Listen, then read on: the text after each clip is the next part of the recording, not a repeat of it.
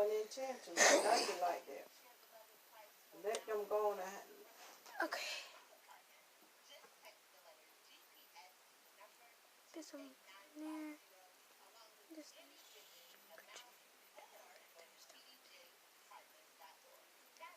I'm just a little bit right now. that is the truth.